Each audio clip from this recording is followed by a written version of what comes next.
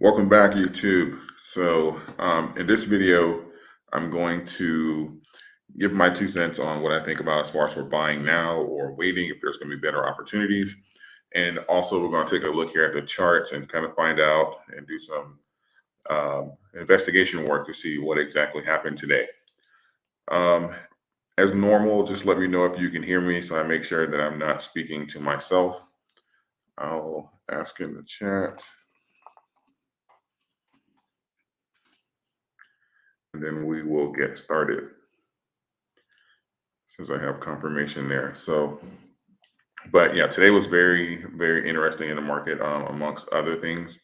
But this has been really just really just an interesting event when it comes down to things unfolding. And I think even the rebound in the market today has caught a lot of people surprised, even myself. We were down a little over 800 points at the beginning of the opening today, pretty much, and we literally ended the day in the green. So that this was really, really a wild swing. So I think that this is kind of going to be like you can kind of consider it like foreshadowing to what the rest of the year is going to be like. This is what I meant by in the community section. If you follow the community section, I said that we are probably going to have some interesting swings and stuff this year. It's going to be a very volatile year. So I think this is kind of going to be like foreshadowing into the year as far as for what we can expect going forward. But when it comes down to whether or not we should, and this is just my opinion, by the way, but when it comes down to whether or not you should buy the dip or is there going to be better entries along the way? The entries, you have to kind of base it based off looking at like the macro events, and this is one of the things why I really doubled down on focusing on macro a few weeks ago, just saying that hey, we need to do both macro and micro. And the thing about it is, none of the major catalysts or these issues have been resolved, right? So it doesn't matter really what because I don't get me wrong, I love TA, I love doing TA, but the truth of the matter is, it doesn't really matter what the chart says to that degree if the bigger catalysts and the events circling the market have not changed, right? And so we don't have a resolution for Russia or Ukraine issues. We don't have a resolution yet for what the Fed is going to do with our interest rates next month. And that's something I touched on briefly earlier today is when I said that we have not resolved any of the issues, and it doesn't really matter what happens in the short term. That these issues with the Fed, those are numbers. Those numbers are still going to have to be addressed. So we're going to have to figure out, what's going on with that, and to make sure that we are pretty much advertising the best that we can to our ability to get the right positions and stuff for our portfolio. So let me get 1 second here. I'm just gonna pull up my chart, and then we're gonna jump right in. So, okay. So I know I put out like a few videos today. So I'm going to do some TA here and take a look here at the chart. Hold on. Do you think those will go to the 10 cents? We did. See, the thing about it is, even when you give like those numbers, people get mad and say, "Oh, why are you giving those numbers?" Blah blah and stuff like that. But you have to understand that the numbers that I've given, we can hit those numbers, but it doesn't necessarily mean that we're going to stay there for long, right?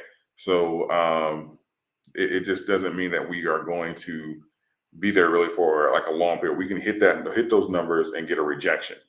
And I believe that, and this is literally what happened if we take a look here at the charts. Hang on one sec.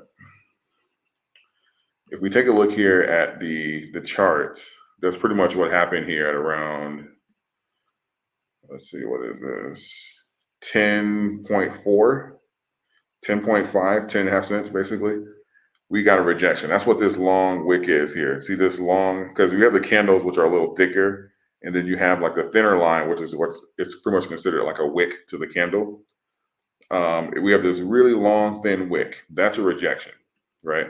So that's pretty much where we technically we hit it, but we weren't. We didn't stay there for a long period of time because the buying pressure came in to get Dogecoin to rally back up to roughly around like the 12, 13 cents level, which is where we've kind of been hanging out today after the rally. And most of the market did the same thing. We had that big rally. So I think that that is great and bullish for going forward. I think that this is really a plus in the market. And it also shows that how strong that support level is, because that was one of the things, if you guys saw my videos, you know that that's one of the things that I believe was going to happen. I thought that we may have the um, breakdown, because we have 12 cents and 6 cents. But I was saying that between 8 and 10, it's possible that we can get the buying pressure to kind of like pump the brakes on the pretty much the decline, and we can either hold there depending on how strong the buying pressure is, or rally back up. And we actually pumped the brakes really early on the higher side. Actually, not even a flat 10 cents, and we got the rally back up to 12, 13. So that's really great as far as for the support line, and it further solidifies my beliefs about how strong that support line is. Not saying that we can't get a breakdown to the on a not saying we can't get a breakdown further if we have the right catalyst for it, but as far as for entries and where we are now, that's certainly not a bad entry. And there's really, this comes down to even the title of this video, as far as for, okay, should we buy now and stuff like that? Well, that really just, it depends on if you're long or if you're interested in being in the coin, or if you're just simply trying to exit. But it does, until we get like some actual resolutions or some things on the table so that we can kind of see our way out, or at least dealing with some of these conflicts outside of the country and both with the Federal Reserve, that does hint that there's the potential there to have greater entries. So with that being said, you have to kind of prepare yourself to make sure that you are literally positioning yourself to have, to take advantage of those greater entries. So that's what, I want for everyone here on the channel. And that's what I want for the community as a whole, is to pretty much be able to um, take advantage of the entries here and the positions that you have, so that people can make the most money and be in the position to make the most money. That's what I want for everyone. So definitely want to buy now. Just gonna buy in bit by bit. No, I understand. I understand completely. So that's definitely the plan for me as well. So, all right, guys, give me like 2 seconds. I'm going to pretty much end this broadcast and start another one. I'm going to switch my Wi-Fi over as well. So just give me like 2 seconds, and I'm going to jump back on, and then I'll do like Q&A for like 30 minutes. Hello. Everybody's jumping on now. Yeah, just give me, hold on. Only can I refresh it while I'm on here? No, I'll just jump off and then I'll jump back on. So just give me like 2 seconds.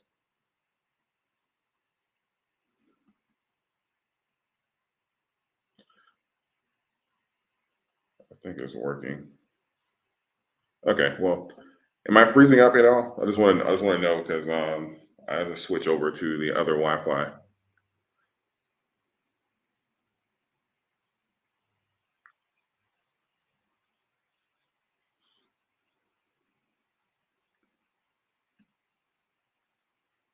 Well, anyway, either way, I will. Am I invested in other coins? Yeah, no, I'm invested. I did a series on my top 5 coins and stuff that I have for this year that I'm bullish on, the top 5 money grabs. But yeah, I have other coins: Bitcoin, Ethereum, ADA, Dogecoin, obviously. Um, and that's something that I am necessarily some of my cash grabs, but would be like Dogeline or stuff like that. But for the most part, my beliefs when it comes down to like the coins and stuff is going to be I prefer to go deep versus wide. So I'm not the guy that's going to have like 30 to 40 different cryptos in his portfolio. Just to be like, oh my God, I hope one of these, just goes. I hope one of these takes off. Like that. That's not me. That's not my strategy. So for me, I'd rather just go deep and focus more so on coin count. But as far as for my top positions, definitely ADA, Bitcoin, Dogecoin, Ethereum. Those are going to be some of my top positions as far as for coin count. So, and of course, I have stocks as well. And I did a video on that and it's called like stocks I never sell. And I go over like Apple, Microsoft, and all that kind of stuff. So, but yeah, I have other coins. I have other stocks. I'm not all in. I'll never be all in. That's not something I believe into. So I don't buy into that. I don't think anyone should, but that's a personal decision.